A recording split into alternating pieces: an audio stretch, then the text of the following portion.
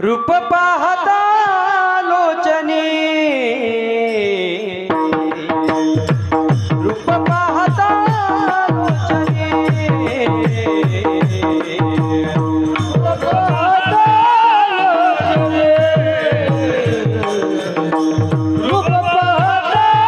लोचनी रूप पाहता लोचनी रूप पाहता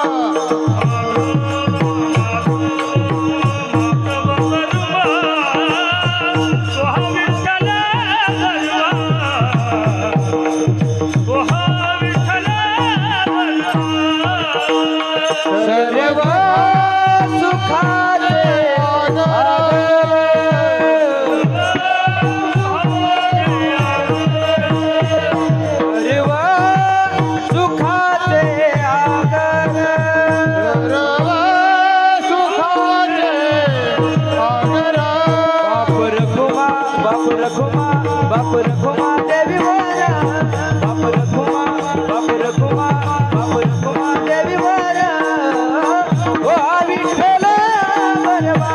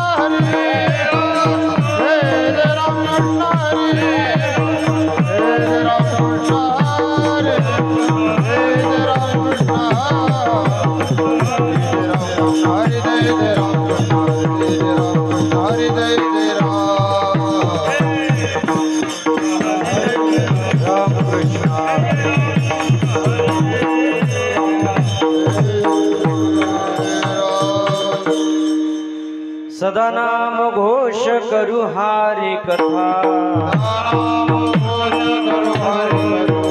सदा नाम घोष करु हारी कथा हेने सदा चित्ता समाधान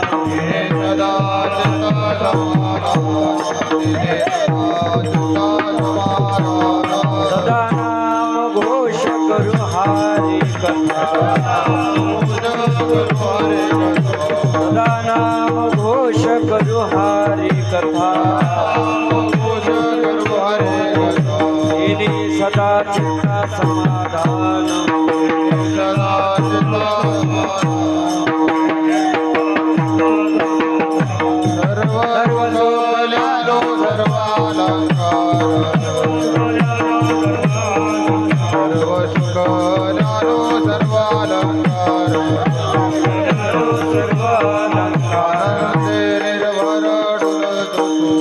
आनंदे निर्भर डुलतो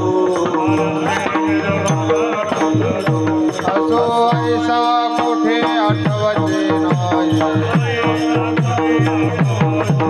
असो ऐसा कुठे आठवते नाही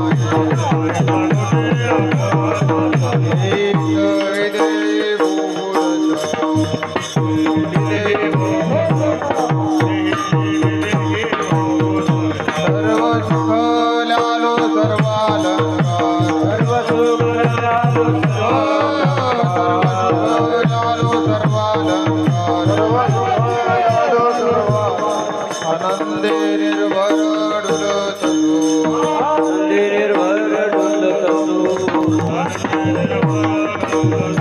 तुका म्हणे आम्ही झालो आम्ही रूपा झालो आम्ही रूपा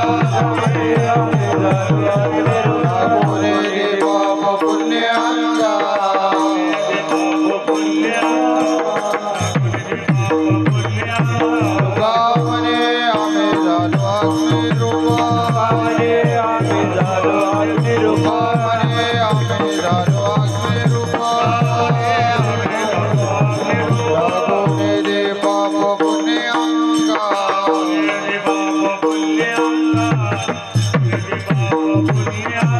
सर्व सुख लालो सर्वानंदा सर्व सुख लालो सर्वानंदारा आनंदे निर्भर डुलतो आनंदे निर्भर डुलतो टाळे टाळे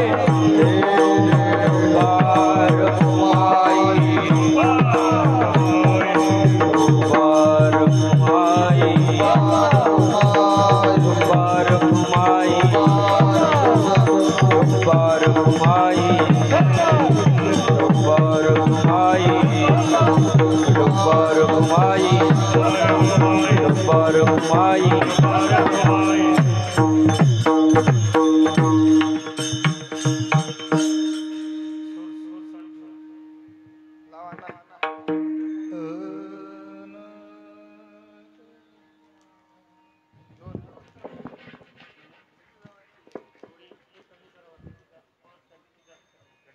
डग्याचं थोडंसं कमी करा, चाटीचा आवाज द्या.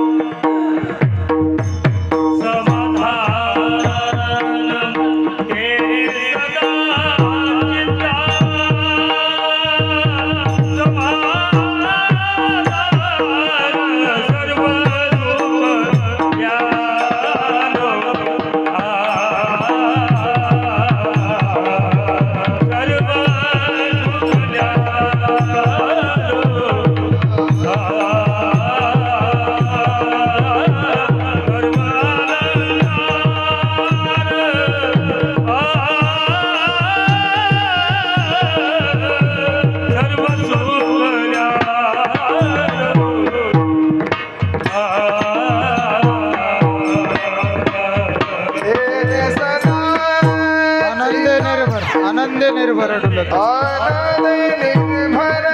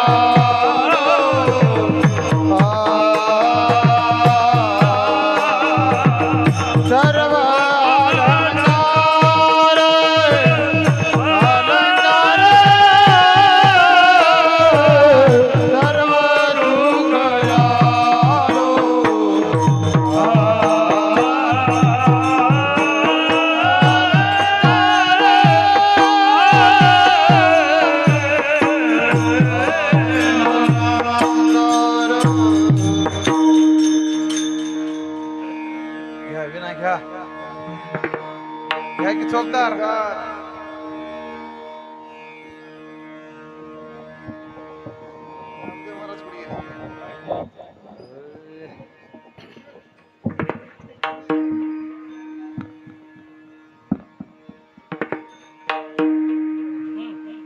सदा नाम घोष करो हरे कथा सदा नाम घोष करो हरे कथा सदा नाम घोष करो हरे कथा सदा नाम घोष करो हरे कथा चित्ता समाधान सदा चित्ता समाधान सदा चित्ता समाधान घोष करो हरे कथा नाम घोष करो हरे कथा घोष करो हरे सदा नाम घोष करो हरे कथा सदा चित्ता समाधान सदा चित्ता समाधान सदा चित्ता समाधान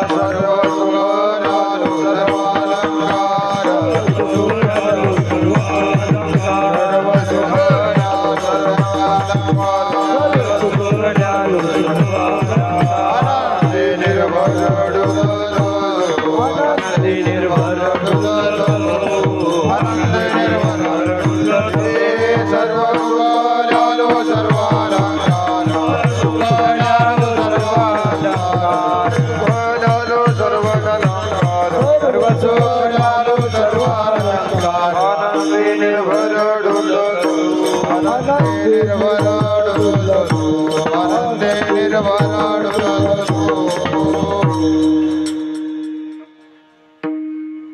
सदा नाम घोष करु हरि कथा सदा नाम घोष करु हरि कथा तेने सदा चित्ता समाधान सर्व सुख ल्यालो सर्व अलंकार आनंदी निर्भर डुल्लत असो ऐसा कोठे आठवची नाही देहीच विदेही भोगु दशा सर्व सुख ल्यालो सर्व अलंकार आनंदे निर्भर डुल्लत असो तुका म्हणे आम्ही झालो अग्निरूप लागोने दी पाप पुण्य अंगा सर्व सुख ल्यालो सर्व अलंकार आनंदे निर्भर डुल्लत असो समचरण सरोजम सांद्र नीलांबुदाभम जगननिहित पाणी मंडन मंडनानां तरुण तुलसी माला कंदरम कंज नेत्रम सदय धवलहासं विठ्ठलं चिंतयामि पांडुरंगा करू प्रथम नमन पांडुरंगा करू प्रथम नमन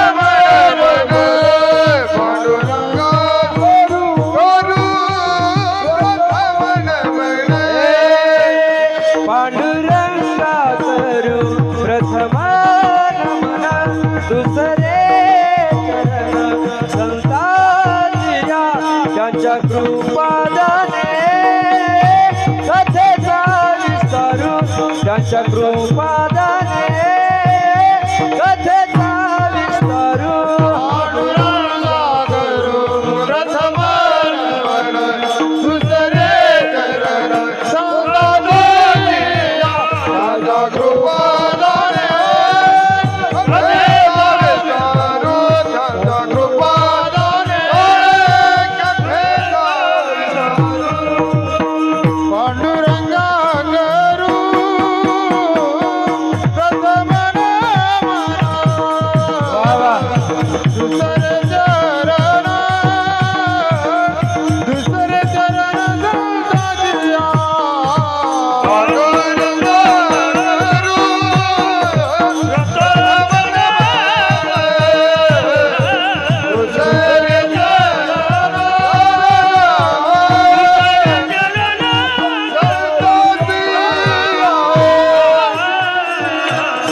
पांडुरंगा करू प्रथम नमन दुसरे चरण संताची या त्यांच्या कृपादाने कथेचा विस्तारू बाबाजी सद्गुरुदास तुका जयांचे केले स्मरण होय सकळ विद्यांचे अधिकरण तेची वंदू श्री चरण श्री गुरूंचे ओम नमो ज्ञानेश्वरा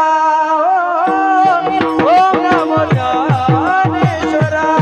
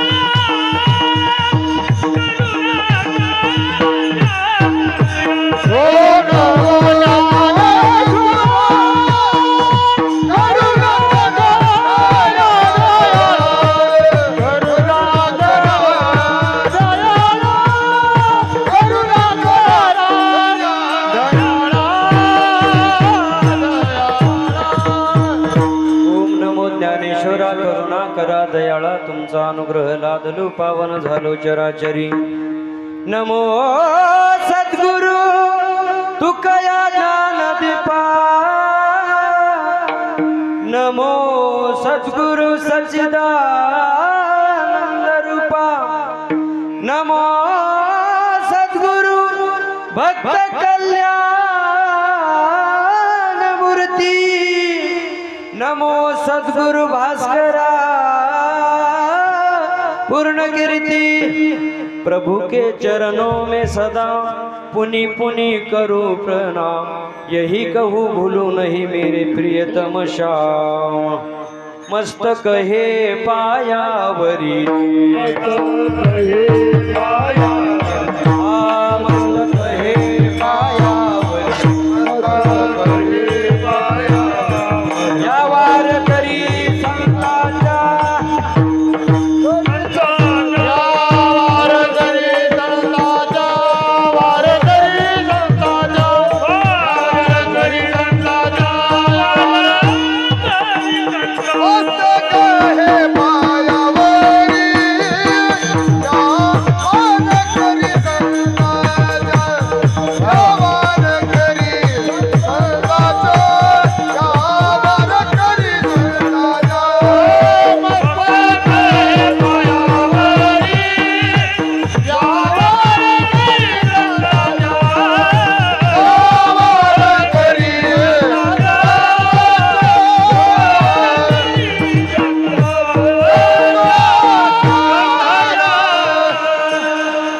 मस्तक हे पायावरी या वारकरी संताच्या वक्रतुंड महाकाय सूर्यकोटी समप्रभ निर्विघ्नं कुरु मे देव सर्व कार्येषु सर्वदा वसुदेव सुतं देवं कंसचानूरमर्दनं देवकी परमानंदं कृष्णं वन्दे जगद्गुरुं मनोजवं मारुततुल्यवेगं जितेन्द्रियं बुद्धिमतां वरिष्ठं वातात्मजं वानरयूतमुख्यं श्रीरामदूतं शरणं प्रपद्ये सेवे लागी सेवक झालो सेवे लागी सेवक झालो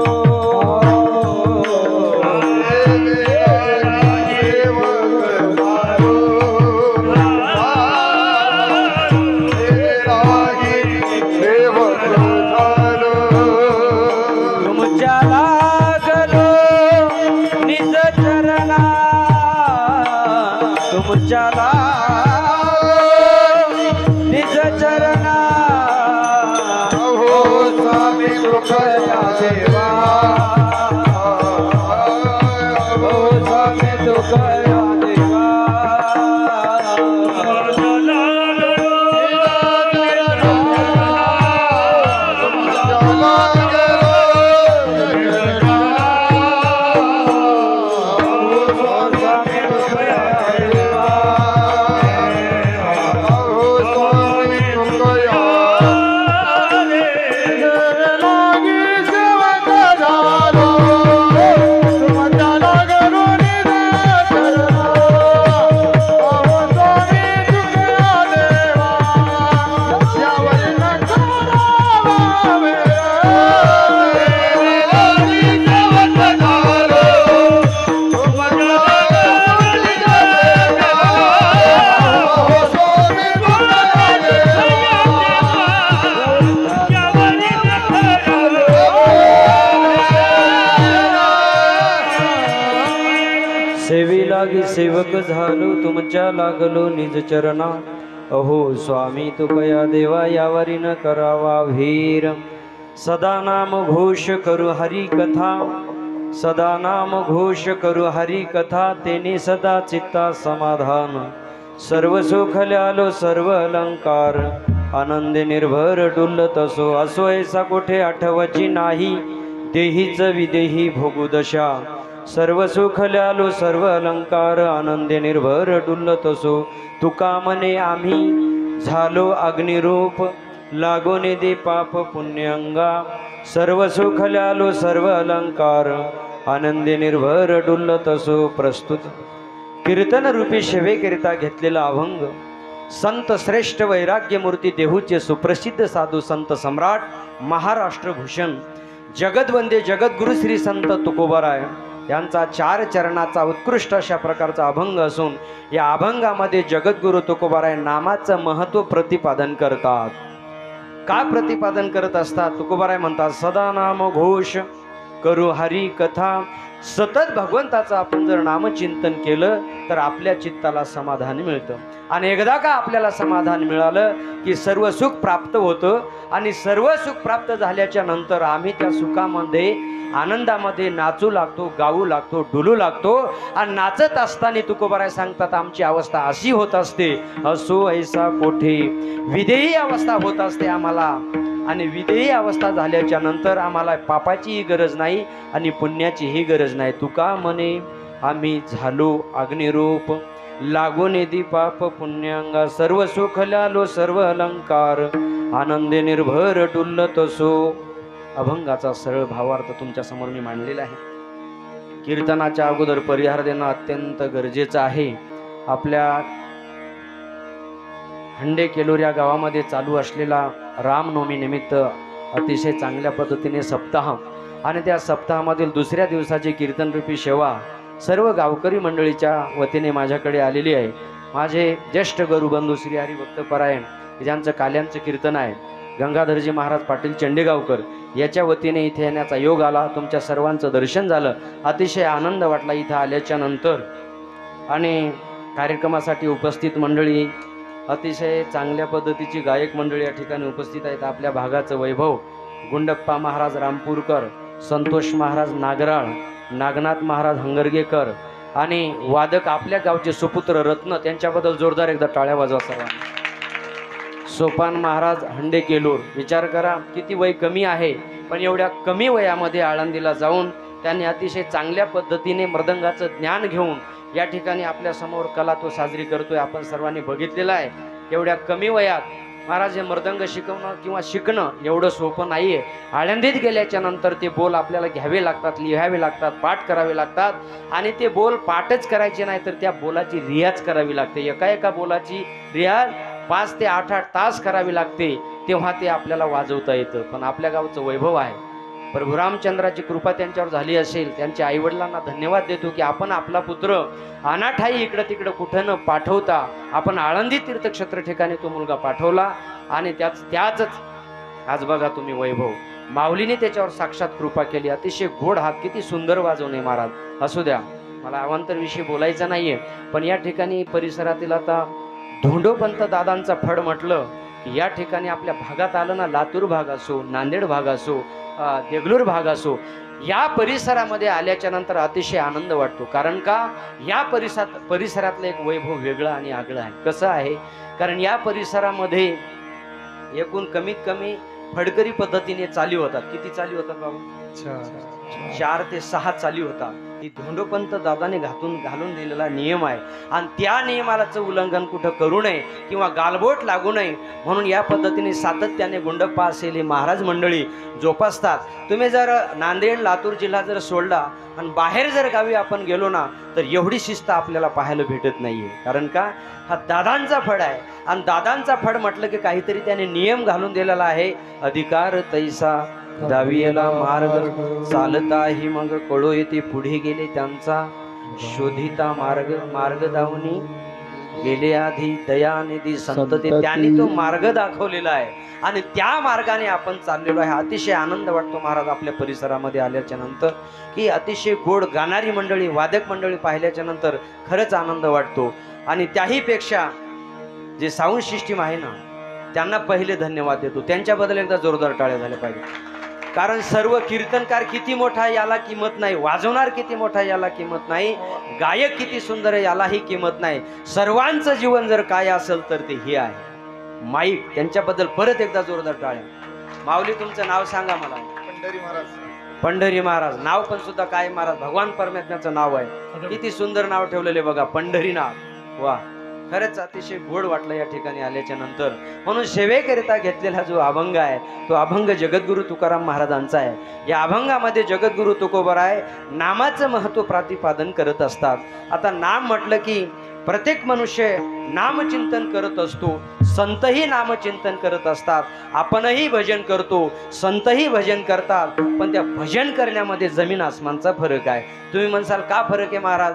आम्ही तर रात्रंदिवस भजन करतो, आळंदी ते पंढरपूर पायीवारी करतो. आपण जरी आळंदी ते पंढरपूर पायीवारी करत असाल, जरी आपण भजन करत असाल, पण आपलं भजन हे किती दिवसासाठी आहे बाबा? सप्ताह आपल्या गावामध्ये उभा राहिला की आपण 8 दिवस भजन करू शकतो. सप्ताह एकदा काला झाला की मग मात्र आपण इकडे डोकावून सुद्धा पाहत नाही. हे आपलं भजन आहे. संतांचं भजन असं नाही महाराज. संतांनी भजन करावं, पण ते भजन करत असताना स्वतःच्या देहाची सुद्धा पर्वा राहत नव्हती. असं त्यांनी भजन केलेलं आहे. आपण भजन करतो. आमच्या मीराबाईंनी भजन केलं महाराज. कसं भजन केलं? 16 वर्षाची तरुण तडफदार मीराबाई आहे. पांढरं शुभ्र वस्त्र अंगावर धारण करावं, हातामध्ये चिपळ्या घ्याव्या, गळ्यामध्ये घुंगरं बांधावी आणि भजन करत चालावं. ऐसी लागी लगन मीरा हो गई मगन. काय भजन करावं मीराबाईनी महाराज. ऐसी लागी लगन मीरा हो गई मगन, वो तो गली गली हरि गुण गाने लगी. ऐसी लागी लगन मीरा हो गई मगन, ऐसी लागी लगन मीरा हो गई मगन. महलों में पली बन की जोगन चली, वो तो गली गली हरि गुण गाने लगी. ऐसी लागी लगन मेरा हो गई मगन. 16 वर्षाची तरुण भरून तडफदार मीराबाई आहे. पांढरं शुभ्र वस्त्र अंगावर धारण करायची आणि गल्ली गल्लीमध्ये जाऊन माझी मीराबाई भजन करायची. महाराज भजन करावं मीराबाईनी, भजन करावं जगद्गुरु तुकोबरायांनी, भजन करावं माझ्या नामदेवरायांनी, भजन करावं निळोबरायांनी, भजन करावं एकनाथ महाराजांनी. अरे त्यांनी जे भजन केलं तर स्वतःच्या देहाची सुद्धा पर्वा केली नाही. मी नाही बोलत देह जावो अथवा राहो, देह जावो अथवा राहो,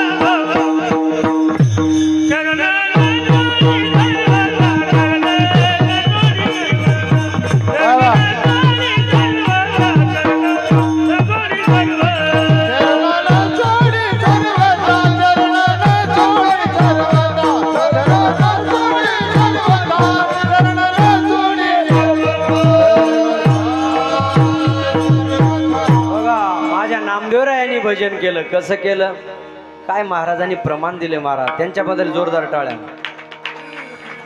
आनंद आहे बरं का, खरंच आज खूपच आनंद आहे. किती गोड गाणारी मंडळी आहे महाराज, अशी मंडळी भेटत नाही. मी विनोद सांगत नाही पण तुम्हाला सांगतोच. आता ह्यांच्यावरून थोडीशी आठवण आली मला. 5-6 दिवसापूर्वी पुणे भागात माझं कीर्तन होतं बाबा. कमीत कमी 200 टाळकरी होते. किती टाळकरी होते? 200 टाळकरी होते. आणि गुंडप्पा महाराज परिस्थिती अशी होती, प्रमाण आलं होतं तिन्ही देव जैसे परब्रह्मीचे. काय आलं होतं प्रमाण? तिन्ही देव जैसे परब्रह्मीचे. ते पाठीमागे 200 टाळकरी होते. ते एकच म्हणत होते तिन्ही देव जैसे परभणीचे ससे. त्यांना म्हटलं ससे म्हणा का लांडगे म्हणा पोले काहीतरी. अशी परिस्थिती असते बाहेर गेल्याच्या नंतर. पण इथं आल्याच्या नंतर काय गाणं आहे महाराज, किती गोड आवाज. तिघही असे रत्न भेटलेत आपल्याला, त्यांचं कौतुक. काय वानू आता नपुरे ही वाणी, मस्तक चरणी ठेवी तसे. त्यांचं वर्णन कौतुक करावं तेवढं कमी आहे. किती गोड गाणं आहे. अरे बाहेर जातो आम्ही काहीतरी कुठेही चाली गातात महाराज, पण इथं आल्याच्या नंतर हे स्टेज वेगळं आहे. मी पहिले बोलून गेलो हे दादाचं स्टेज आहे म्हणून इथं फडकरी चालीशिवाय दुसरी चाल होणार नाही. आणि दुसरी गोष्ट आम्हाला कीर्तन करणं इकडं लय जड जातं. कसं सांगतो दादा, कारण दादाच्या फडावरती विठ्ठल विठ्ठल भजन घ्यायचं नाही आणि तिकडं आळंदीमध्ये मधात विठ्ठल विठ्ठल भजन होत असतं आणि ते आम्हाला प्रॉब्लेम येतो. पण असू द्या, दादांचं महत्व एक वेगळं आहे. या ठिकाणी गादीवर उभं राहिल्याच्या नंतर दादांच्या समोर कीर्तन करायचा हा आनंद वेगळा आहे आणि दादांची सेवा करायची हा आनंद त्याही पेक्षा वेगळा आहे. म्हणून आमचं नशीब चांगलं आहे की तुमच्या गावात आल्याच्या नंतर आम्हाला असे रत्न भेटले. वाजवणारे गाणारे, वाजवणारा तर गावातलाच आहे महाराज. ते महाराज मंडळी सुद्धा कीर्तनकार असणार आहे, मला नाव माहीत नाही. पण इथं बरीचशी जे टाळकरी दिसतात ना, हे सगळे तयार मंडळी दिसतात महाराज. एकही असा मनुष्य नाही यांचंच वर्णन करतोय असं नाही. ह्यांच्यातली बरेचसे मंडळी पाठांतरवाले आहेत, कीर्तनकार आहेत, उत्कृष्ट मंडळी आहे. आपला विषय काय चालला होता? बाहेर गेलो. विषय काय चालला होता? प्रमाण कोणतं दिलं महाराजांनी? देह जावो, माझ्या नामदेवरायांनी भजन केलं हे मी सांगत होतो, जाग्यावर राहायचं बरं का. देह जावो अथवा राहो, पांडुरंगी दृढ भावो, चरण न सोडी सर्वथा, आन तुझी पंढरीनाथा. नामदेवरायांनी भजन केलं महाराज, पण स्वतःच्या देहाची सुद्धा पर्वा केली नाही. तुकोबारायांनी सुद्धा भजन केलं, पण तुकोबारायांचं भजन कसं आपल्यासारखं होतं का? 7 दिवसाचं वातावरण तयार झालं की आपण माळ घालतो, तसं नाही महाराज. 7 दिवसाचं वातावरण तयार झालं की माळ घालण्याची इच्छा असते, अरे असं नाही. संतांचं भजन, जगद्गुरु तुकोबाराय म्हणून भजन करायचे, भंडाऱ्या डोंगरावरती जायचे, विना घ्यायचे, गळ्यात हातात चिपळ्या घ्यायचे आणि भजन करत जायचे, पण घरून सांगून जात नव्हते महाराज. भजन करायला जायचे, त्या ठिकाणी भजन राहायचं तुकोबारायांचं. जय जय राम कृष्ण हरी, जय जय राम कृष्ण हरी, जय जय राम कृष्ण हरी, जय जय राम कृष्ण हरी, जय जय राम कृष्ण हरी, जय जय राम कृष्ण हरी, जय जय राम कृष्ण हरी, जय जय राम कृष्ण हरी, जय जय राम कृष्ण हरी, जय जय राम कृष्ण हरी. तुकोबाराय त्या ठिकाणी भंडाऱ्या डोंगरावरती जायचे आणि भजन करायचे. मला एकच सांगायचंय, आपणही भजन करतो, संतही भजन करतात, पण त्या भजन करण्यामध्ये जमीन आसमानचा फरक आहे. आपल्या गावामध्ये एकादशीचा दिवस असेल, एकादशीच्या दिवशी रामकृष्ण हरी भजन झालेलं आहे, रूप पाहतालोचनी अभंग झालेला आहे, विठोबा रखुमाई हे भजन झालेलं आहे. आपण लगेच म्हणतोय झालाय का चहा, भजन बंद करायला. म्हणजे जयाची भजने भोगासाठी. अरे तुमचं आमचं जे भजन आहे ते चहापाना करता भजन आहे, पण संतांचं भजन तसं होतं का? दिन रजनी हाची धंदा, गोविंदाचे पवाडे. त्यांचं भजन कसं होतं? त्यांना एकच छंद लागला होता महाराज, धंदा त्यांचा तोच होता. कोणता? माझी मज झाली अनावर वाचा, माझी मज झाली अनावर वाचा, माझी मज झाली अनावर वाचा, माझी मज झाली अनावर वाचा,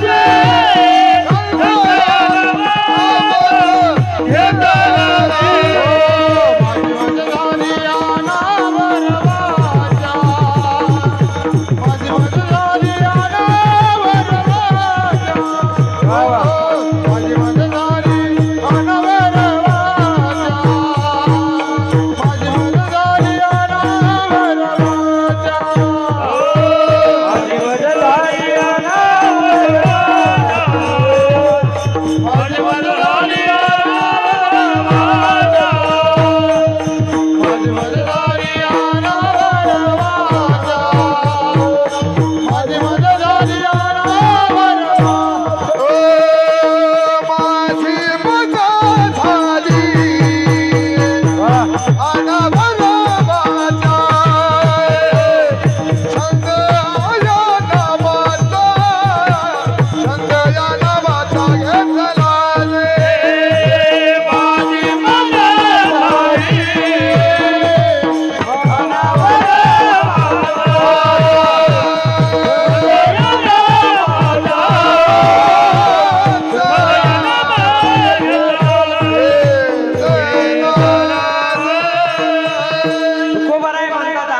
छंद लागला कशाचा?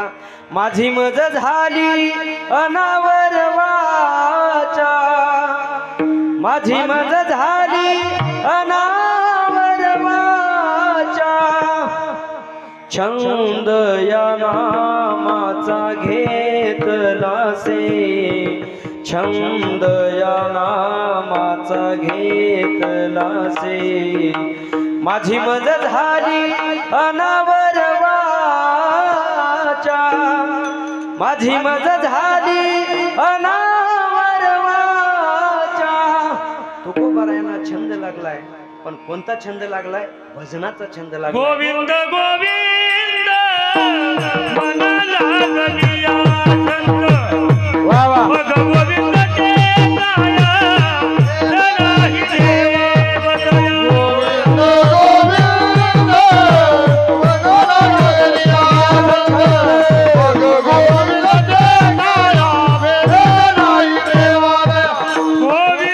गोविंद मना लागलिया छंद. मग गोविंद ते गाया नाही देवतया.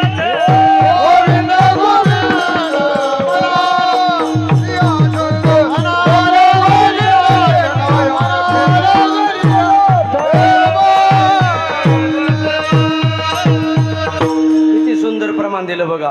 गोविंद गोविंद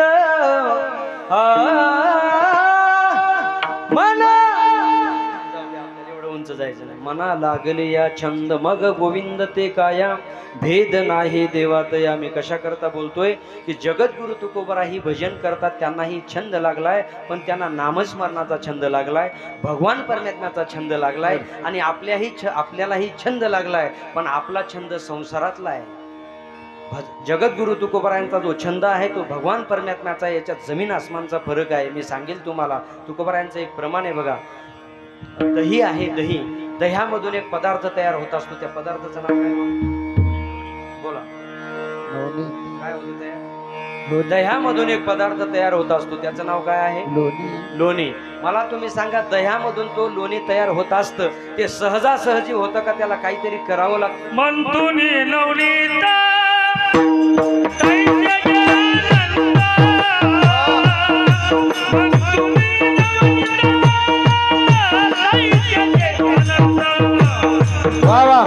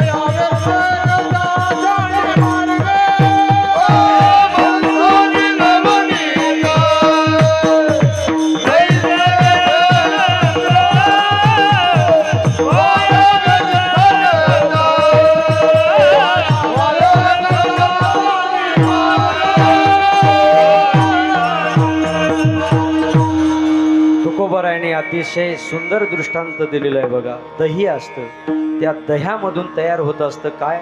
लोणी तयार होत असतं. लोण्यामधून परत एक पदार्थ तयार होत असतो, त्याचं नाव काय? तूप. वा, हे बघा, दही, तूप, लोणी आणि ताक हे चारही पदार्थ आपण जर बाजारामध्ये विकण्याकरता गेलो तर जास्ती कोणत्या पदार्थाला गिऱ्हाईक लागेल? कशाला? तुपाला. आता मी तुम्हाला असा प्रश्न विचारतो की दह्यामधून हे पदार्थ तयार होत असतात पण जास्ती गिऱ्हाईक तुपाला लागतं, काय कारण असेल बाबा? दह्यामधूनच तयार होत असते पण जेव्हा आपण बाजारात विकण्याकरता गेलो तेव्हा त्याची किंमत सारखी राहत नाही. कारण आपण काय केलेलं असतंय? मंथोनी नवनीता तैसे घे अनंता. त्याच्यातलं काय केलं? मंथन केलेलं असते, घुसळण केलेलं असते आणि त्याच्यातलं सार हे बाहेर काढलेलं असतं आणि असार बाहेर टाकून दिलेलं असतं. जसा त्या दह्याचा लोण्याचा तुपाचा फरक आहे. मी बोलत नाही, तुकोबाराय सांगता, दह्याची आंगे निघेता कलोनी, दह्याची आंगे निघेता कलोनी,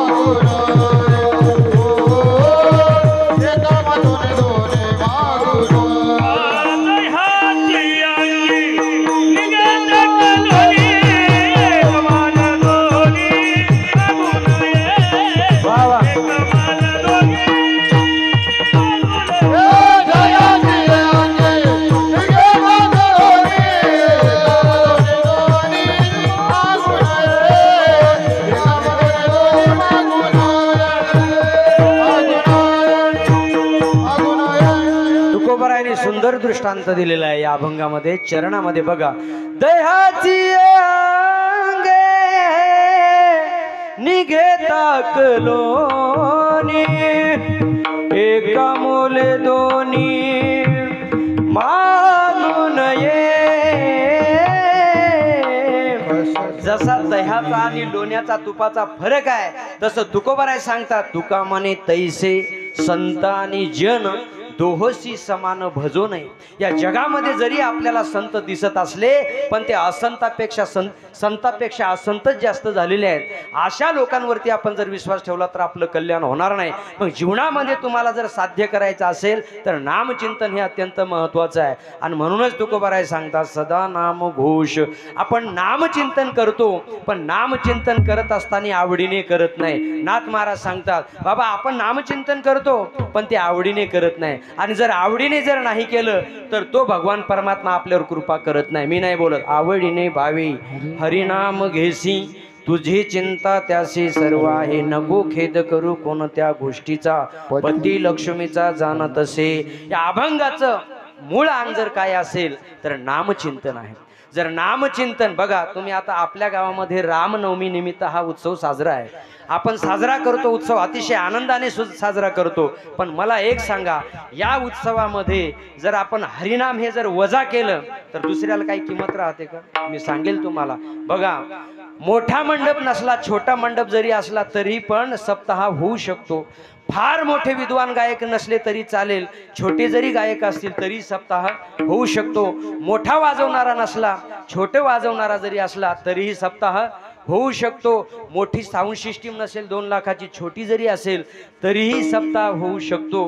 पण त्या सप्ताहामध्ये नाव असतं हेडिंगला बघा, अखंड हरिनाम. आपण अखंड या शब्दाचा अर्थ काय होतो बाबा? कुठल्याच गोष्टीला खंडन नाही. सकाळी 4 ते 6 काकडा असतो, त्याच्यानंतर काय असतं? ज्ञानेश्वरी पारायण, गाथा पारायण असतं. गाथा पारायण झाल्याच्या नंतर गाथा भजन असतं. ते झाल्याच्या नंतर 4 ते 6 प्रवचन किंवा कथा असते. आणि ते झाल्याच्या नंतर परत काय असतं? हरिपाठ असतो. आणि हरिपाठ झाल्याच्या नंतर कीर्तन असतं. आणि कीर्तन झाल्याच्या नंतर परत काय असतं? हरिजागर असतो. लगेच हरिजागर झाला की परत आलाच काकडा. अखंड हरिनाम सप्ताह, त्याचं नावच आहे की कुठल्याच गोष्टीला खंडन होणार नाही, त्याला म्हणतात अखंड. अखंड हरिनाम सप्ताह. आता मला तुम्ही सांगा, अखंड वगळलं, सप्ताह वगळलं आणि मधात एक नाव राहिलं, त्याचं नाव काय? खंड. नाही, अखंड वगळलं, सप्ताह वगळलं, मधात नाव काय राहिलं? हरिनाम. जर 7 दिवसाच्या सप्ताहामध्ये जर हरिनामाचं म्हणजे हरिभक्ताचं जर या ठिकाणी नामचिंतन होत नसेल तर आपला सप्ताह करून काय उपयोग आहे का बाबा? नाहीये. म्हणजे मुख्य अंग सप्ताहाचं एकच आहे की या ठिकाणी नामचिंतन घडलं पाहिजे. हे अत्यंत मुख्य अंग आहे. काही काही लोकांना असं आहे बाबा, आता आपल्या गावामध्ये पहारा चालू असेल, अखंड पहारा चालू आहे, पण काही काही गावांची अशी परिस्थिती आहे, जर पहारा घ्यायला लावलं ना, एक बकासूर नावाचा राक्षस होता बरं का भाऊ संतोष दादा, बकासूर नावाचा राक्षस होता. त्या बकासुराकडे अशी पद्धत होती की रोज एक मनुष्य 10 क्विंटल धान्य घेऊन जायचा आणि तो राक्षस त्या माणसाला 10 क्विंटल धान्य तर घ्यायचाच, पण त्या माणसाला तो खाऊन टाकायचा. कोण? तो बकासूर नावाचा राक्षस. मग काही लोकांना असं वाटतं की त्या राक्षसाकडे गेलेलं बरं, पण पहारा नको आपल्या नशिबात. अशी परिस्थिती आहे. पण आपल्या गावचं वैभव आहे की आपल्या ठिकाणी पहारा घेतात. मला कशा काय सांगायचंय की हरिनाम हे अत्यंत महत्वाचं आहे. मुख्य अंग सप्ताहाचा आपल्या हरिनाम आहे. त्या ठिकाणी नामचिंतन हे घडलंच पाहिजे. ते सर्वात सोपं साधन आहे. लक्षात घ्या, नामचिंतन. त्याच्या व्यवहारातला दृष्टांत घ्या. एका मनुष्याच्या मुलाचं लग्न होतं. मग 15 ते 20 दिवसावर लग्न आलेलं होतं. मग त्याच्या मित्राकडे तो गेला. अरे म्हटला, मी काय हुंडा वगैरे काही घेतलेला नाही मुलाचा, आणि आता तर माझ्या सुनेला दागिने करायचे आहेत. आता मी काय करणार, हुंडा तर घेतलेला नाही. मग तू एक काम कर, आता 15 दिवसावरती लग्न आलेलं आहे, तू एक काम कर म्हटला, तुझ्या सुनेचे दागिने 1 महिन्याच्या बोलीवर मला उसने दे. तो म्हटला ठीक आहे. आता जवळचं मित्र म्हटल्यावर त्याने त्या मित्राकडे गेला, ते दागिने सर्व काढून आणले.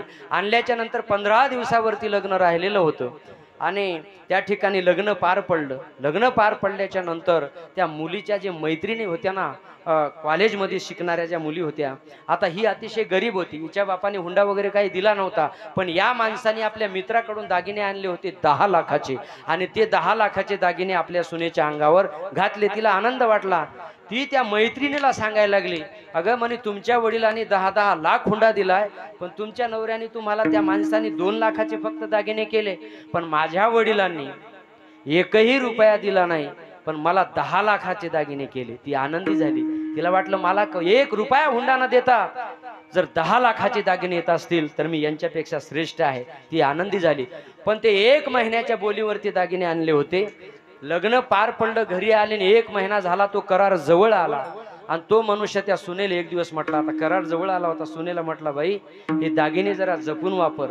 ते म्हणे, अहो मामा तुम्ही काय बोलता, अहो 10 लाखाचे माझ्या वडिलांनी तुम्हाला 1 रुपया सुद्धा हुंडा दिला नाही, आणि मी हे दागिने चांगलेच वापरणार ना, तुम्ही असं आज का बोलले? म्हणे, बाई हे दागिने असे आहेत 1 महिन्याच्या बोलीवरती आणलेले होते.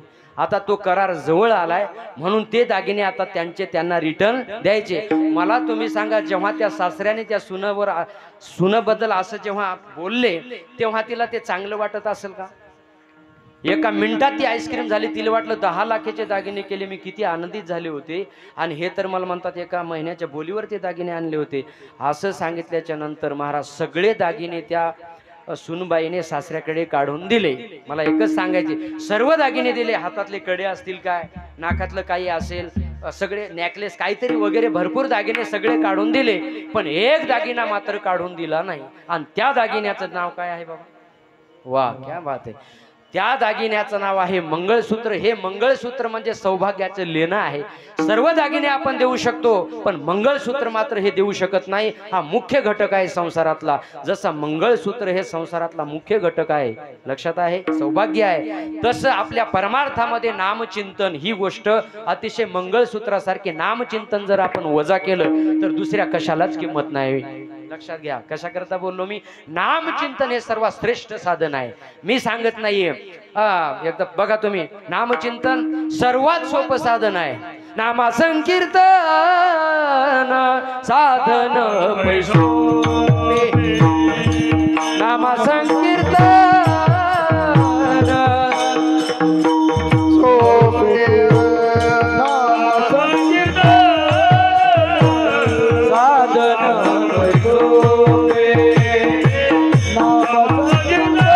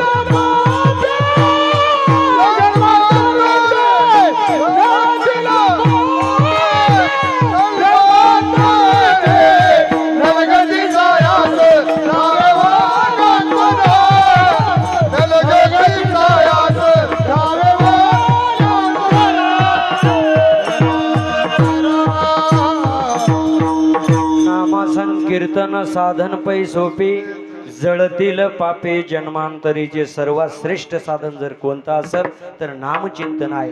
जर आपण सुद्धा नामचिंतन सतत अशा प्रकारचं केलं, मी नाही बोलत, गीतेमध्ये सुद्धा भगवंत अर्जुनाला सांगतात सततम कीर्तयन्तो माम यतन्तश्च दृढव्रताः नमस्यन्तश्च मां भक्त्या नित्ययुक्ता उपासते. नित्ययुक्ता उपासते सततम कीर्तयन्तो माम. अर्जुना, तू जर सतत अशा प्रकारचं माझं जर भजन केलं, पण काही काही बघा, आता आपलं मन हे सगळ्यात महाराज चंचल आहे. मनो मधुकरो मेघो मर्कटो मानिनी मरु. सर्व पदार्थामध्ये जर चंचल कोणता पदार्थ असेल तर त्या पदार्थाचं नाव आहे मन. मन हा सगळ्यात चंचल पदार्थ आहे. बघा, आपण जरी या ठिकाणी कीर्तनाला आलं, माझं कीर्तन चालू होतं दादा एक 10 दिवसापूर्वी, अनेक मनुष्य असा हात वर करायचा, कीर्तन चालू असताना असा हात वर करायचा. मी त्याला अर्ध्या तासाने प्रश्न विचारला, का रे दादा, अर्धा तास झाले तुम्ही सारखा असा हात वर करताय, नेमका मला कळत नाही, माझं काही चुकतंय का बोलत असताना? ते म्हणे महाराज चुकत काहीच नाही. मग असं का करता? म्हणे महाराज सर्व लोक, महिला मंडळ आमचे सर्व लोक कीर्तनाला आले, पण कुलूप लावण्याचं काम माझ्याकडे होतो आणि कुलूपाला झटका दिला का नाही म्हणून असं बघत होतो. बसलाय कुठं? कीर्तनामध्ये. लक्ष कुठं आहे? घरी. मग तुम्ही सांगा, तुझं आहे अशी जर अवस्था असेल तर अवघड होतं महाराज. मी सांगेल तुम्हाला, पण संतांचं तसं नाही महाराज. अरे ध्यानात तोच आहे, मनामध्ये तोच आहे, जागृती अवस्थेत सुद्धा तोच आहे, आणि स्वप्न जरी पडलं ना त्यांना तर देवांचं स्वप्न. पांडुरंग ध्यानी पांडुरंग माऊली, पांडुरंग ध्यानी पांडुरंग माऊली. वा वा, पांडुरंग ध्यानी, पांडुरंग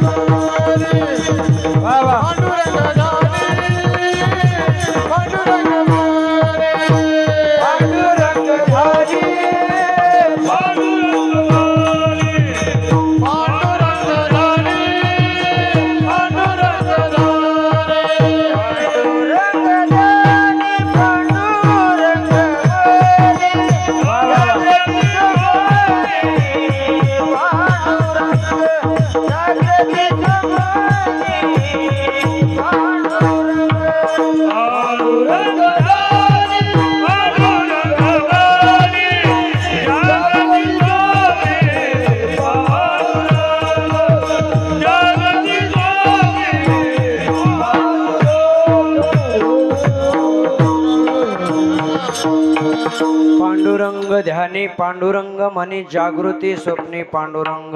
आता काही लोकांना हा प्रश्न पडेल, महाराज दिवसा असताना नामचिंतन घेणं ठीक आहे, पण तुम्ही सांगता झोपल्यानंतरही नामचिंतन चालू असतं, याला काही तुमच्याकडे ठोस पुरावा आहे का? मी सांगेल तुम्हाला, पांडुरंग ध्यानी पांडुरंग मनी जागृती स्वप्नी पांडुरंग. आता झोपल्याच्या नंतरही नामचिंतन चालू असतंय, कोणाला पटेल का हो? झोपल्यावर कुठं नामचिंतन चालू असते का? पण याच्यासाठी एक शास्त्रामध्ये उदाहरण आलेलं आहे, सांगतो मी तुम्हाला. झोपेत जरी असतील तरी पण नामचिंतन मात्र भगवंताचं चालू असतं. याच्याबद्दल दृष्टांत सांगतो तुम्हाला. एकदा भगवान परमात्मा आणि उद्धव सहज गप्पा मारत असताना भगवंत उद्धवाला म्हटले, उद्धवा आपल्याला हस्तिनापुरात अर्जुनाकडे जायचं आहे. आता उद्धवाला वाटलं मी रात्रंदिवस याची देवाच्या जवळ आहे, रात्रंदिवस भगवान परमात्म्याची मी सेवा करतो, आणि हा देव उठलं की त्या अर्जुनाचं नाव काढतो. का काढत असेल नाव? जो उद्धवाला जो अहंकार निर्माण झाला होता, उद्धवाचा अहंकार देवाला घालवायचा होता, म्हणून तो सतत म्हणायचा अर्जुनाकडे चल. महाराज त्या उद्धवाला अर्जुनाकडे नेलं. त्यांच्या घरी गेल्याच्या नंतर सुभद्रेनं अर्जुनाचं डोकं आपल्या मांडीवरती घेऊन चपत होती. आता या उद्धवाला असं वाटलं आपण अर्जुनाच्या घरी आलोय, आपण अर्जुनाच्या घरी आलोय, इथे आल्याच्या नंतर पाणी द्यायची सुद्धा पद्धत नाही, आणि भगवान परमात्मा अर्जुनाचं नाव माझ्यापेक्षा जास्ती काढतो. का काढत असेल? त्याचा अहंकार घालवण्यासाठी भगवान परमात्म्याने उद्धवाला अर्जुनाच्या घरी आणलं होतं. 10 मिनिटांनी भगवान परमात्मा त्या सुभद्रेला म्हटले, सुभद्रा आम्हाला तहान लागलेली आहे, तू थोडंसं पाणी आणून दे. महाराज ती सुभद्रा घरामध्ये पाणी आणण्याकरता गेलेली आहे, आणि भगवान परमात्म्याने अर्जुनाचं डोकं आपल्या मांडीवरती घेतलेलं आहे, आणि त्या ठिकाणाहून एक आवाज येत होता, राम कृष्ण हरी, राम कृष्ण हरी, राम कृष्ण हरी. असा आवाज ऐकू येत असताना या उद्धवाला तर असं वाटलं, सुभद्रा तर आज पाणी आणण्याकरता गेलेली आहे, भगवान परमात्मा तर अर्जुनाचं डोकं चेपत आहे, आणि अर्जुन तर गाढ झोपेत आहे. मग हे रामकृष्ण हरी, रामकृष्ण हरी हा प्रतिध्वनी नेमका कुठून येत असेल? नंतर त्याला अर्ध्या तासाने कळलं त्या उद्धवाला की हे दुसरं कोण नसून स्वतःचे अर्जुन. अर्जुनाच्या रोमारोमातून केसा केसामधामधून काय चालू होतं? भगवंताचं नामचिंतन चालू होतं. महाराज रामकृष्ण हरी, रामकृष्ण हरी. नंतर उद्धवाला करंट लागला की आपण ज्या अर्थी भगवान परमात्मा अर्जुनाचं सातत्याने रात्रंदिवस जे नाव काढतो त्याचं कारण एकच आहे की मी अर्जुनाच्या नखाची सुद्धा बरोबरी करू शकत नाही. मी कशा करता बोललो हे की अर्जुन झोपेत आहे पण नामचिंतन मात्र भगवंताचं चालू आहे. लक्षात घ्या. एवढंच नाही बोलत मी तुम्हाला, एक प्रमाण येतो तुकोबारायांचं. गोविंद आसनी गोविंद शयनी, गोविंद आसनी गोविंद शयनी, गोविंद आसनी गोविंद शयनी, गोविंद आसनी शयनी, गोविंद जामनी बैसलासे, हे गोविंद जामनी बैसलासे, गोविंद आसनी गोविंद शयनी, गोविंद आसनी गोविंद शयनी, गोविंद जामनी बैसलासे,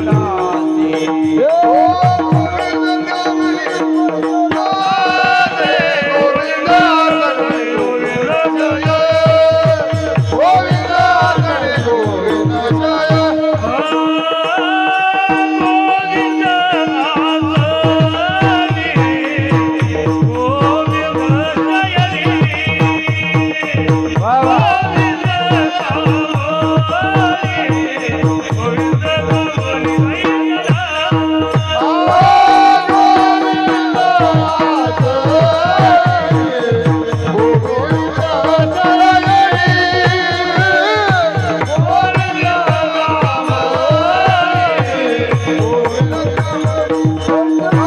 गोविंद शयनी.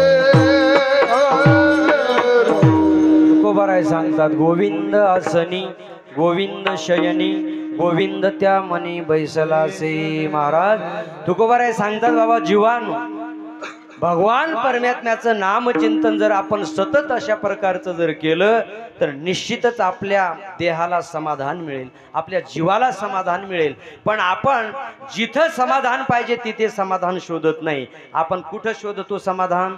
संसारामध्ये शोधतो. आणि तुकोबारायांनी तर काय केलंय? लाथाळीला संसार केला शेड उर्मीचा मार, संसाराच्या अंगी पुढं काय? आम्ही या कीर्तनी संसाराच्या अंगीचं व्यसने वाढत संसाराचे नावे घालून या शून्य वाढत हा पुण्य धर्म केला. परत एक दुसरं प्रमाणे बघा, संसाराला लागूनच आहे दुःख बांधवडी आहे हा संसार, सुखाचा विचार नाही कोठे, संसार दुःख मुळ चहूकडे इंगळ, विश्रांती नाही कुठे, रात्रंदिवस तळमळ ठाऊकची आहे संसार दुःखाचा. मग मला तुम्ही सांगा, आपल्याला सगळ्यांना माहित आहे दुःखरूपी संसाराकडून आपण सुखाची अपेक्षा करतो. मग आपल्याला सुख प्राप्त होईल का? समाधान प्राप्त होईल का? माणसाला असं वाटतं आज समाधान मिळेल, उद्या समाधान मिळेल, परवा समाधान मिळेल, कितीही वर्षे जाऊ द्या महाराज, पण समाधान मिळणार नाही. समाधान त्याच ठिकाणी भगवंताच्या चरणाजवळ समाधान आहे. महाराज मी दृष्टांत देतो म्हणजे तुमच्या लक्षात येईल. समाजामध्ये बघा, उसाचं गुरळ होतं, उसाचं गुरळ, आणि असा तो बैल असतो ना, तुम्हाला माहिती आहे ना, तो बैल असा फिरत असतो. एक त्या उसाचं गुरळ होतं आणि 10-20 लोक रस पिण्याकरता, उसाचा रस पिण्याकरता त्या ठिकाणी थांबले. पण तेवढ्यामध्ये तो जो बैल असतो ना असा फिरणारा, तो बैल खाली बसला.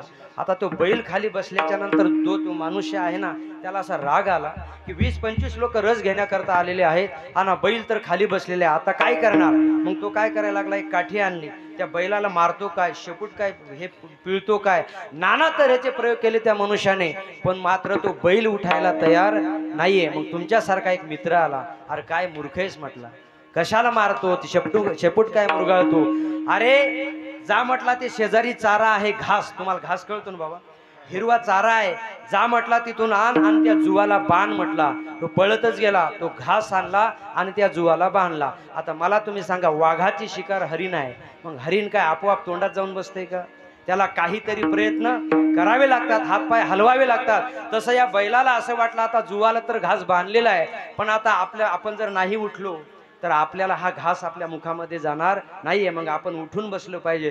तो बैल उठून बसला, त्याला असं वाटायचं आता 2 मिनिटामध्ये आपल्या मुखामध्ये घास येईल, अर्ध्या तासामध्ये मुखामध्ये घास येईल, 1 तासामध्ये मुखामध्ये घास येईल. 4 ते 5 तास दिवसभर तो बैल फिरला, पण तो घास खाण्यासाठी बांधला होता का, नाहीये. कशासाठी बांधला होता, फक्त पाहण्यासाठी बांधला होता.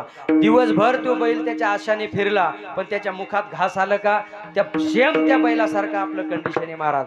आपल्याला असं वाटतं की आज सुख मिळेल, नंतर समाधान मिळेल, अर्ध्या तासाने समाधान मिळेल, 2 तासाने समाधान मिळेल, 10 वर्षांनी समाधान मिळेल, पण आपल्याला मात्र समाधान मिळत नाही. सर्व सुखाची आशा जन्म गेला, सर्व सुखाची आशा जन्म गेला,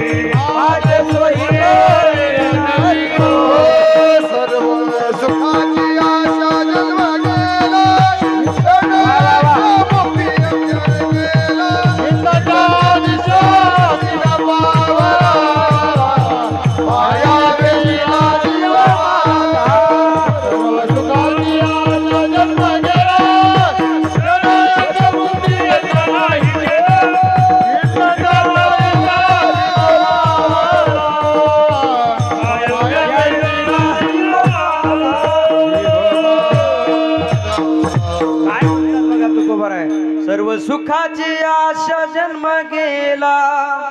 काय बोलता तू खबर आहे, सर्व सुखाची आशा जन्म गेला, क्षण मुक्ती एक यज्ञ नाही केला, हिंडता दिशाशीन पावला, माया वेष्टीला जीव माझा. सर्व आशेमध्ये सर्व जीव जातो महाराज, पण आपल्याला वाटतं समाधान मिळेल, पण जिथं आहे तिथे आपण समाधान शोधत नाही. माझ्या तुकोबरायाला कळलं, खरं समाधान जर कुठं असेल तर ते भगवंताच्या चरणाजवळ आहे महाराज, लक्षात घ्या. आणि मग तुकोबरायांच्या लक्षात आलं की आपण जर भगवंताच्या चरण कमनाजवळ जर गेलो आणि सातत्याने भगवंताचं चिंतन जर केलं तर निश्चितच आपल्याला समाधान मिळेल. अभंगाचं पहिलं चरण, सदा नाम घोष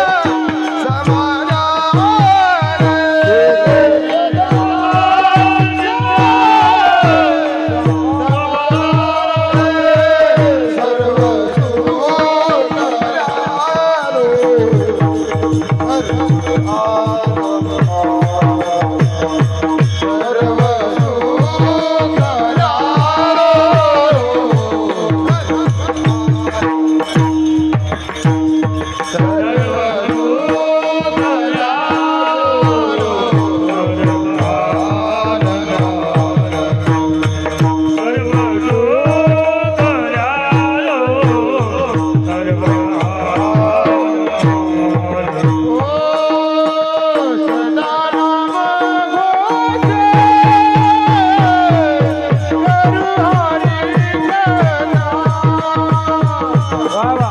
तेरे सदा जीता, तेरे सदा जीता तुम्हारा.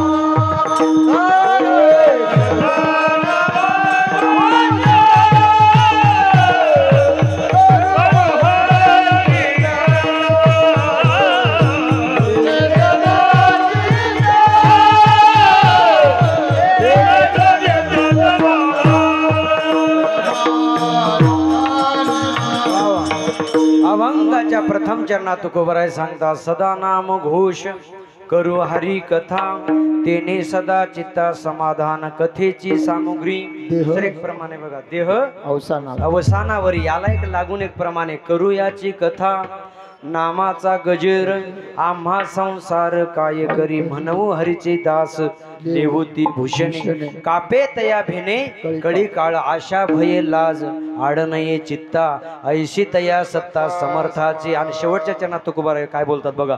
तुका म्हणे करू ऐशी याचा संग. संग जेणे नो हे भंग चिंतनाचा. काय तुकोबारायांनी विनंती केली महाराज देवाला, देवा मला संगती अशी दे जेणेकरून काही काही अभंगामध्ये तुकोबरायांनी काय करुणा केलेली आहे बघा. एका अभंगात तुकोबराय काय बोलतात बघा. आता तुकोबराय हे गरीब होते का, दरिद्री होते का, पण काय तुकोबरायांची भाषा असेल महाराज. तुकोबरायांनी काय म्हणावं, कोणाच्या आधारे देवा कोणाच्या आधारे करू मी विचार, कोण देईल धीर माझ्या जीवा. आता मला तुम्ही सांगा, तुकोबाराय देवाना असं बोलतात, कोणाच्या आधारे करू मी विचार, कोण देईल धीर माझ्या जीवा. मला तुम्ही सांगा, तुकोबारायांचा अधिकार कमी होता का. वेदाचा तो अर्थ आमासीच ठावा, हिराने वाहवा भार माथा, तुकाराम तुकाराम नाम घेता कापे घे. एवढे अधिकार संपन्न असणारे माझे जगद्गुरु तुकोबाराय. एकदा बघा, जगद्गुरु तुकोबाराय धर्म प्रचाराचं काम करत असताना छत्रपती शिवाजी महाराजांच्या मनामध्ये असा उद्देश आला की अरे अतिशय चांगल्या पद्धतीने माझे जगद्गुरु तुकोबाराय धर्म प्रचाराचं काम करत आहेत, आपण त्याच्या उपजीविकेसाठी आपण काहीतरी साधन पाठवू. म्हणून माझ्या छत्रपती शिवाजी महाराजांनी जगद्गुरु तुकोबारायकडे काय पाठवलं होतं, सोन्याचा नजराणा पाठवला महाराज. पण माझ्या तुकोबारायने त्या सोन्याच्या नजराण्याचा स्वीकार केला का. तुमचे यार वित्तदान तुमचे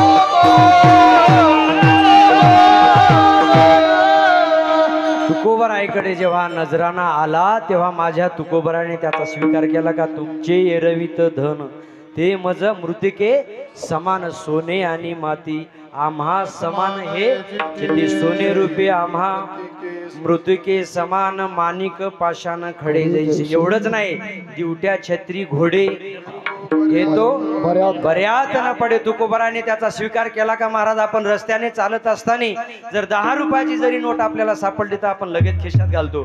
पण माझ्या जगद्गुरु तुकोबाराकडे छत्रपती शिवाजी महाराजांनी सोन्याचा नजराणा पाठवला, पण तुकोबाराने त्याचा स्वीकार केला नाही महाराज. ते म्हणतात अरे ते सोनं आम्हाला मृत्तिके समान म्हणजे मातीसारखं वाटतं, आम्हाला त्याची गरज नाही. एवढंच नाही महाराज, तुकोबारायांचं भजन चालू होतं आणि या देहूच्या लोकांनी भजन जगद्गुरु तुकोबाराय करत होते. काही लोकांना त्या भजनाचा सुद्धा भंग वाईट वाटत होतं की जगद्गुरु तुकोबारायचं नाव मोठं होत आहे, म्हणून त्यांनी एक तुकोबारांकडे वेश्या पाठवली महाराज. पण तुकोबारांनी त्या वेश्याला काय उत्तर दिलं असेल? जाई व तुम्हाते न करी सयास, आम्ही विष्णुदास तैसे नव्हे.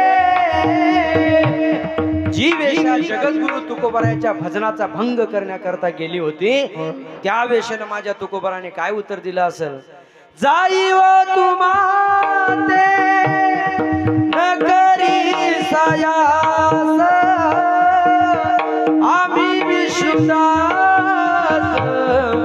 तैसे नव्हे.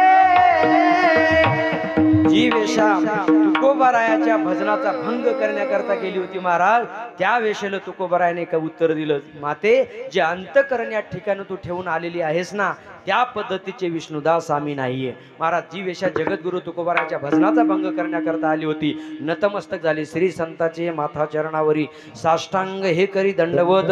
तिचा उद्धार झाला, तिचं कल्याण झालं. कारण का तर संतांच्या संगतीत आलं, नामचिंतन घडलं, म्हणून तिचा उद्धार झाला. मला एकच सांगायचंय, महाराजांनी प्रमाण दिलं, तुमचे एरवित धन.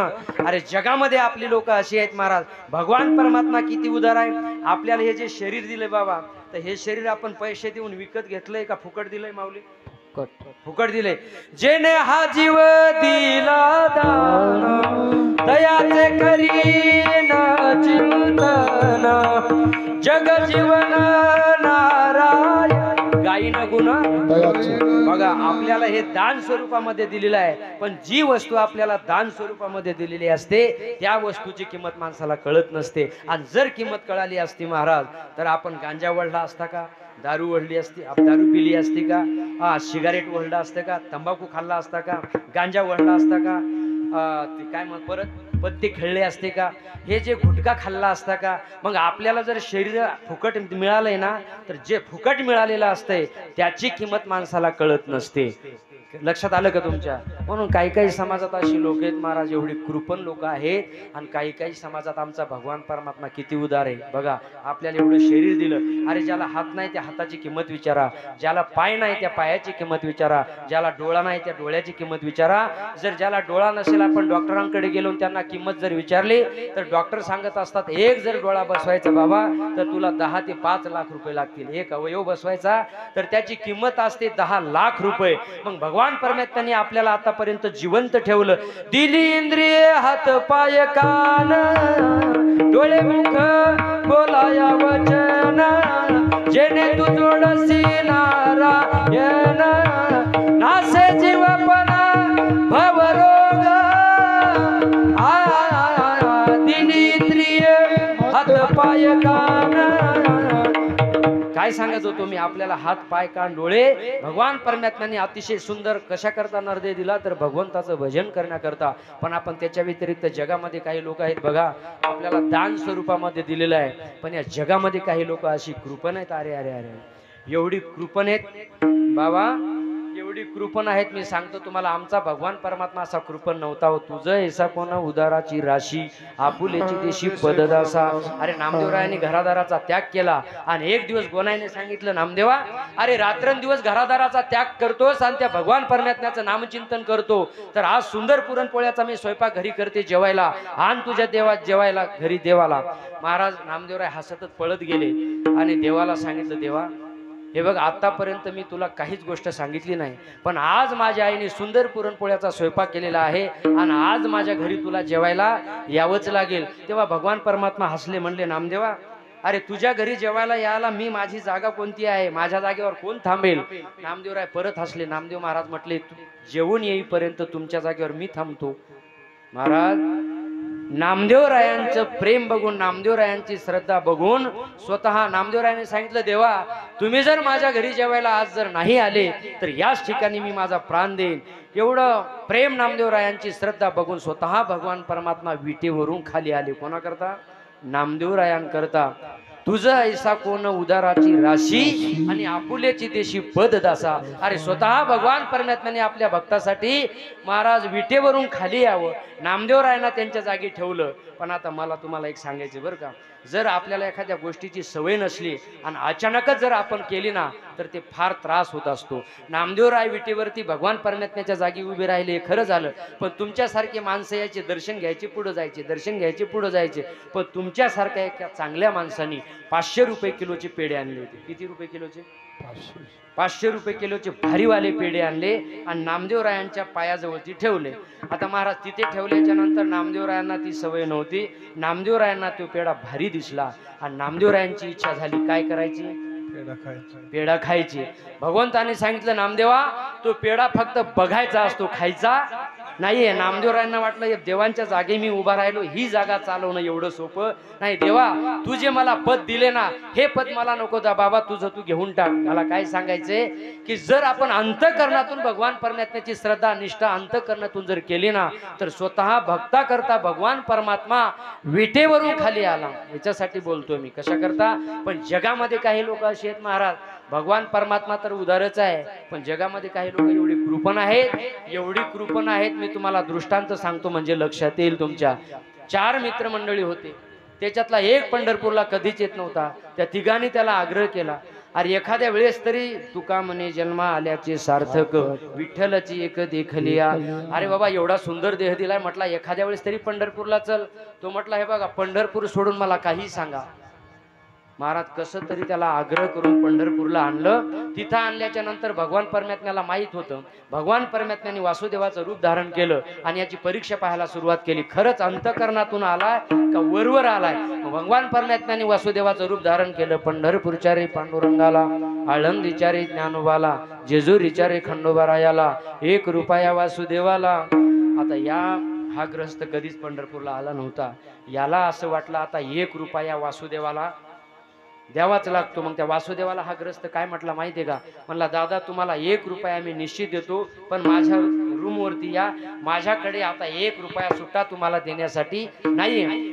भगवान परमात्मा म्हणले, ठीक आहे उद्या तुझ्या रूमवरती. दुसरा दिवस उजाडला, लगेच त्या ठिकाणी भगवान परमात्मा रूमवरती हजर. पंढरपूरच्या रे पांडुरंगाला, आळंदीच्या रे ज्ञानोबाला, जेजुरीच्या रे खंडोबारायाला, 1 रुपया वासुदेवाला.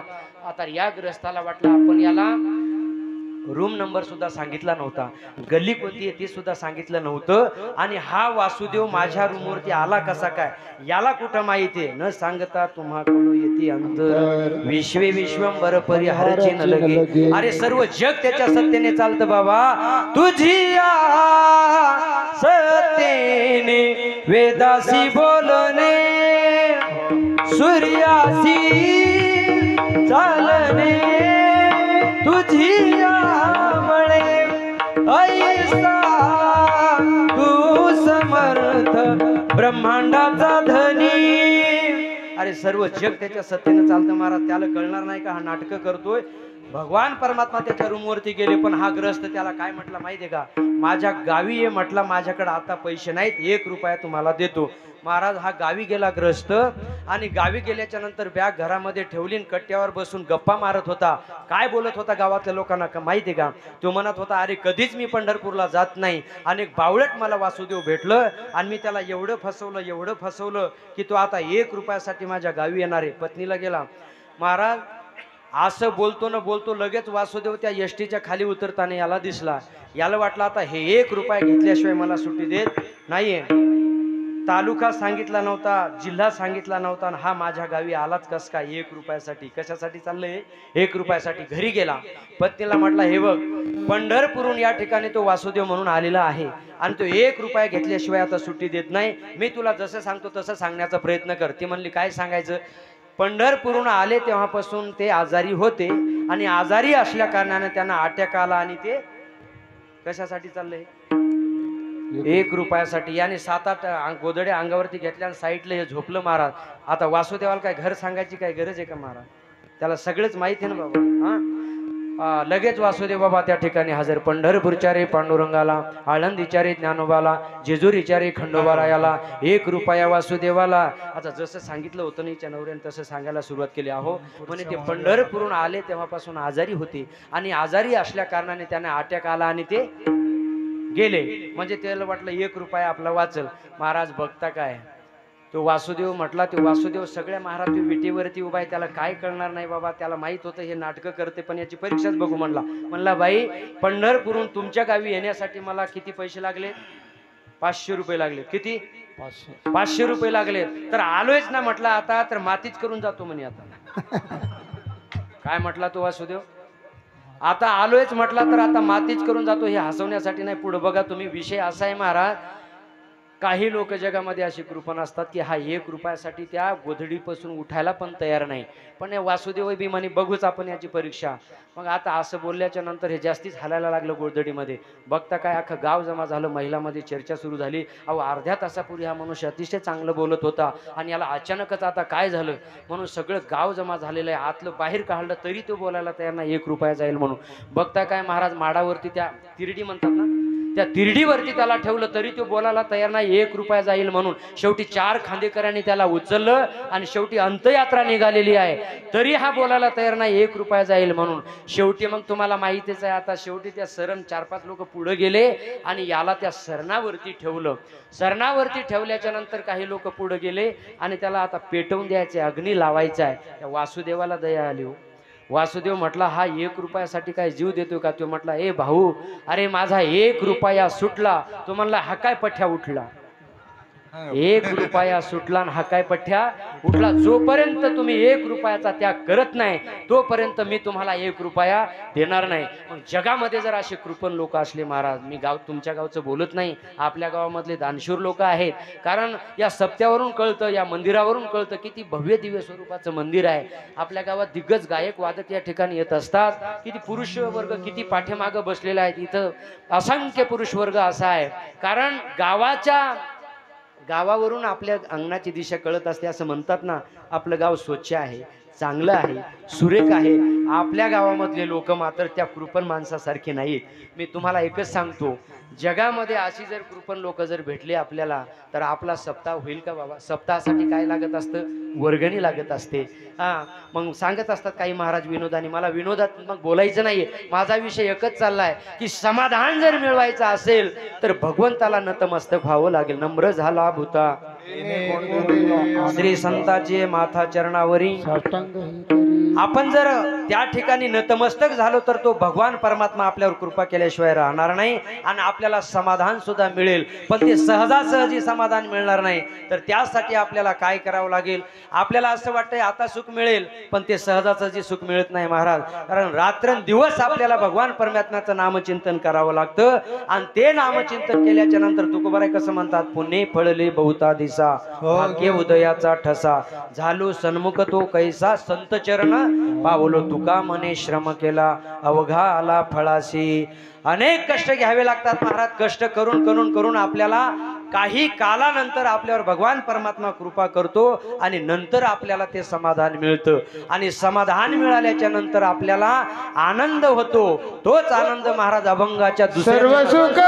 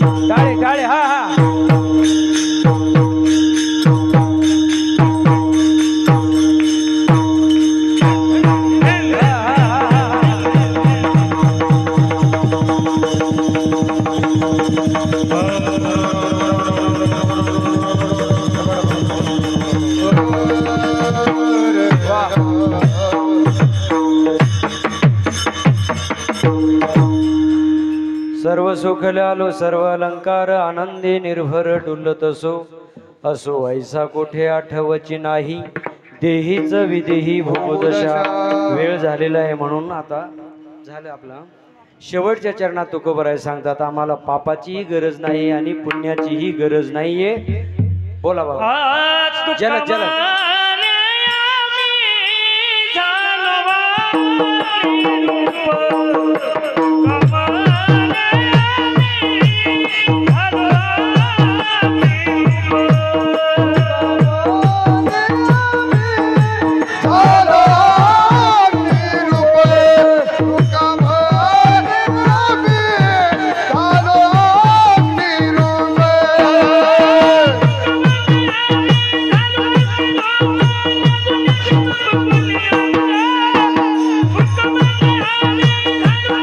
निरूप.